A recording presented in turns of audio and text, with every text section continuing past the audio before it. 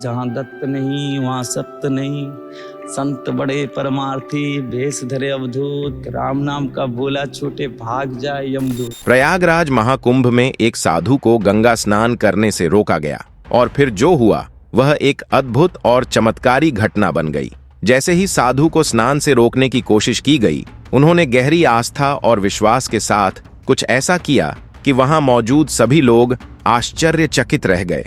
ये घटना न सिर्फ महाकुंभ में आए श्रद्धालुओं के लिए एक रहस्य बन गई, बल्कि इसे लेकर हर कोई चौंका हुआ था। क्या था वह चमत्कार जिसने सबके होश उड़ा दिए और लोगों का विश्वास और श्रद्धा को और मजबूत किया? जानिए इस अनोखी घटना के बारे में। महाकुंभ मेला हिंदू धर्म का एक महत्वपूर्ण और सबसे बड़ा धार्मिक आयोजन है। महाकुंभ का आयोजन इसलिए किया जाता है क्योंकि इसे एक पवित्र अवसर माना जाता है जब श्रद्धालु अपने पापों से मुक्ति के लिए नदियों में स्नान करते हैं और आशीर्वाद प्राप्त करते हैं। सबसे ज्यादा आकर्षण का केंद्र होते हैं वे नागा साधु जो इस महाकुंभ में शाही स्नान के लिए आते हैं। उनके लिए अलग समय निर्धारित किया जाता है और यहाँ पर उन्हें स्नान करने से कोई नहीं रोक सकता। लेकिन अभी हाल ही में जो घटना सबके सामने निकल कर आ रही है उसने सभी के होश उड़ा दिए।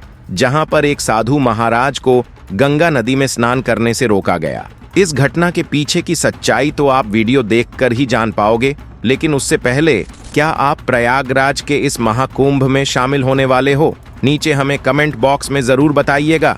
धार्मिक मान्यताएं हैं कि महाकुंभ में स्नान करने से जातक को मोक्ष की प्राप्ति होती है और जीवन भर के पाप मिट जाते हैं। कोई भी महाकुंभ साधुओं के बिना अधूरा है क्योंकि यह साधु संतों के आगमन और स्नान से ही संपूर्ण माना जाता है। देश भर से साधु महाकुंभ शुरू होने के कई दिनों पहले ही प्रयागराज पहुंच जाते हैं। इस घटना की शुरुआत होती है मध्य प्रदेश के महेश्वर में रहने वाले राधानंद जी महाराज से, जिन्होंने बचपन में ही अपने घर का त्याग कर दिया था।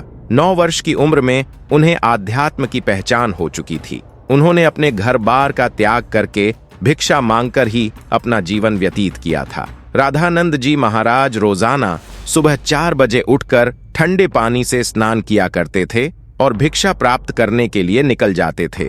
उन्होंने अपने जीवन काल में सांसारिक सुख का त्याग करके कई तपस्या की और कई सिद्धियां हासिल की। वे महेश्वर के घाट पर ही निवास करते थे।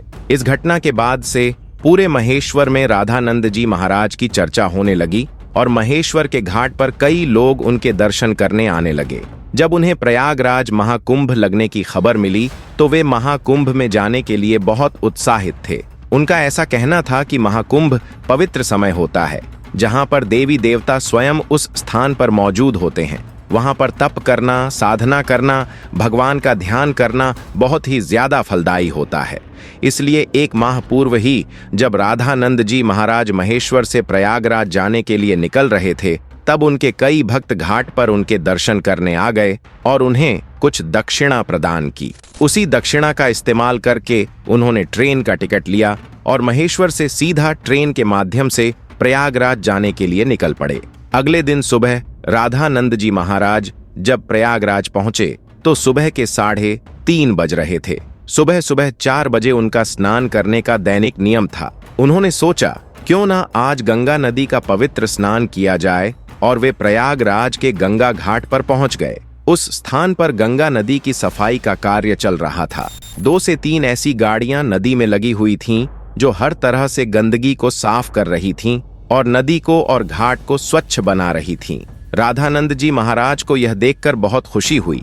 जब उन्होंने अपने कपड़े उतारे और गंगा नदी में स्नान करने के लिए आगे बढ़े तो वहां पर खड़े कुछ नगर निगम के अधिकारियों ने उन्हें रोक दिया। उनका कहना था कि आप अभी स्नान नहीं कर सकते क्योंकि इस समय साफ सफाई का कार्य चल रहा है। प्रयागराज में रोजाना रात्रि के समय गंगा नदी की साफ सफाई का कार्य किया जाता है ताकि दिन और शाम के समय यात्रियों को इस कारण कोई मुश्किल ना हो। राधानंद जी महाराज काफी धैर्यवान थे। उन्होंने सफाई अधिकारियों को समझाया कि बात बहुत अच्छी है, लेकिन नित्य मेरा 4 बजे नहाने का नियम है और आज अगर मैं प्रयागराज पहुंचा हूं तो मैं गंगा नदी में ही स्नान करूंगा और मेरे एक अकेले के नहाने से न तो तुम्हारी व्यवस्था बिगड़ेगी और न ही मुझे कोई समस्या होगी।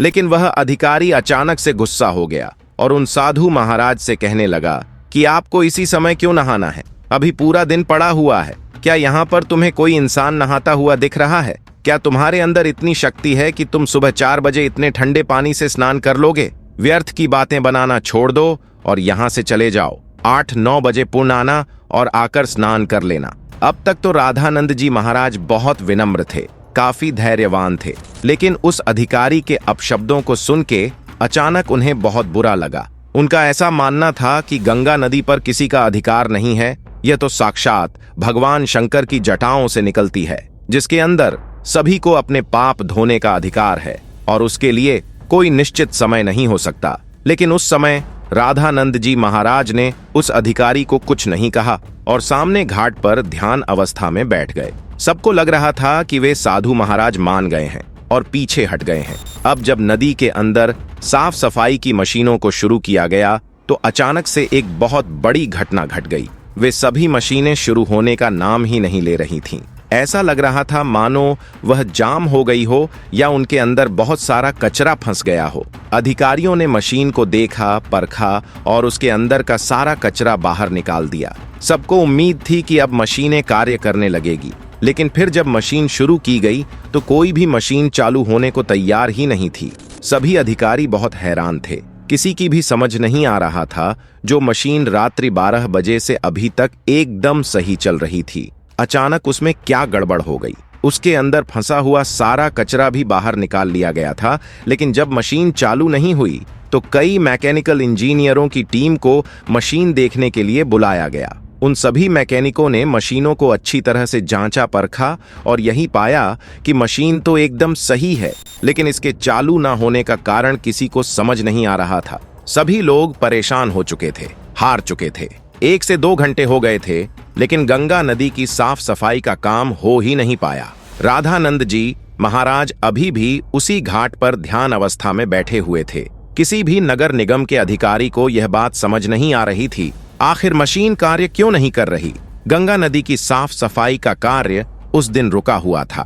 सभी लोग बहुत हैरान थे, साथ ही साथ परेशान थे, क्योंकि उन्होंने मशीनों को सही करने की और फिर से चालू करने की हर संभव कोशिश कर ली थी, लेकिन उनके सामने कोई परिणाम नहीं आ रहा था।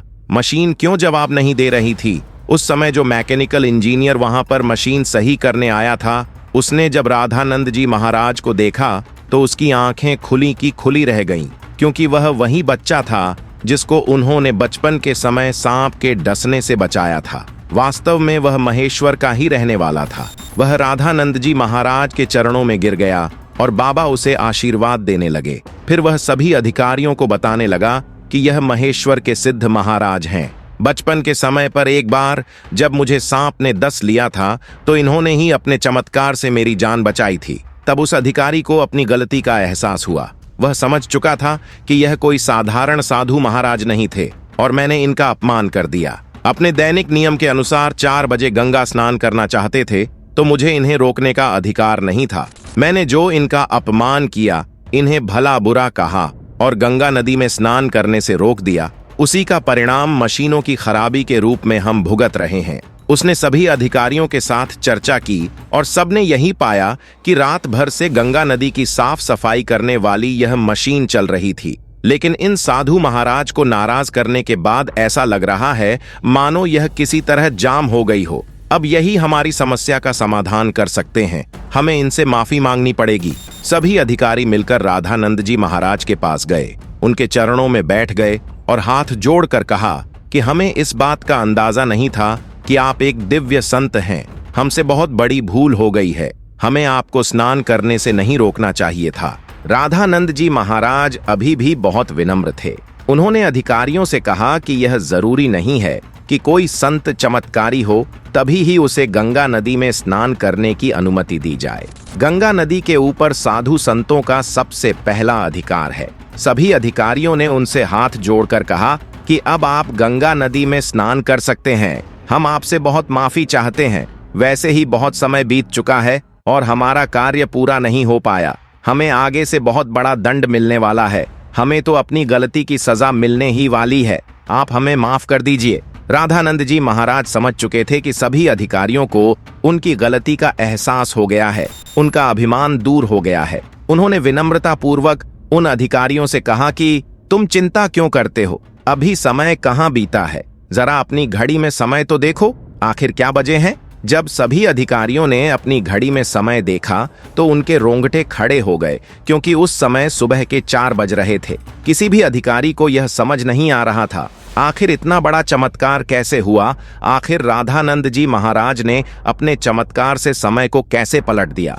लेकिन इसके 2 फायदे हुए। सबसे पहला कि साधु महाराज का 4 बजे स्नान करने का नित्य क्रम जारी रहा, और दूसरा फायदा यह हुआ कि किसी भी अधिकारी को बड़े अधिकारी द्वारा दंड नहीं दिया गया। इतना बड़ा चमत्कार देखकर सभी अधिकारी उनके चरणों में गिर गए और बाबा के जयकारे लगाने लगे। इस चमत्कारी घटना के बाद सब लोग उन्हें मान गए और उनके दास बन गए, जिसके बाद वे सुबह 4 बजे अपने नित्य कर्म के अनुसार गंगा नदी में स्नान करने पहुंचे और इधर मशीनों ने फिर से काम करना शुरू कर दिया। सारी मशीन एक साथ चालू हो चुकी थी, जिससे यह प्रमाणित हो गया कि यह मशीनें केवल रामानंद जी महाराज के इशारे का इंतजार कर रही थीं। जैसे ही उन्होंने अधिकारियों का अभिमान चूर किया और गंगा नदी में स्नान किया, वैसे ही फिर से मशीनें चल पड़ी। यह बहुत बड़ा चमत्कार था जो हाल ही में प्रयागराज के महाकुंभ में हुआ है। चारों ओर इसकी चर्चाएं हो रही हैं। वास्तव में दोस्तों, यह भूमि साधु संतों की भूमि है। यहाँ पर साधु संतों का ना तो अपमान किया जा सकता है और ना ही उन्हें छोटा समझा जाता है। इस देश का हर संत इस देश के लिए कुछ ना कुछ करता है और भक्तों को अध्यात्म के मार्ग से जोड़ता है। हमें कभी भी उनका अपमान नहीं करना चाहिए और ना ही उन्हें छोटा समझना चाहिए। इस पूरी घटना को लेकर आपके क्या विचार हैं, हमें नीचे कमेंट बॉक्स में जरूर बताइएगा। अगर वीडियो आपको पसंद आई हो तो लाइक जरूर करें, साथ ही चैनल को सब्सक्राइब करके बेल आइकॉन को प्रेस कर लें, ताकि आपको हमेशा ऐसे सत्य चमत्कारिक घटनाएं देखने को मिलती रहे। अभी के लिए आप सभी दर्शकों को हर हर महादेव।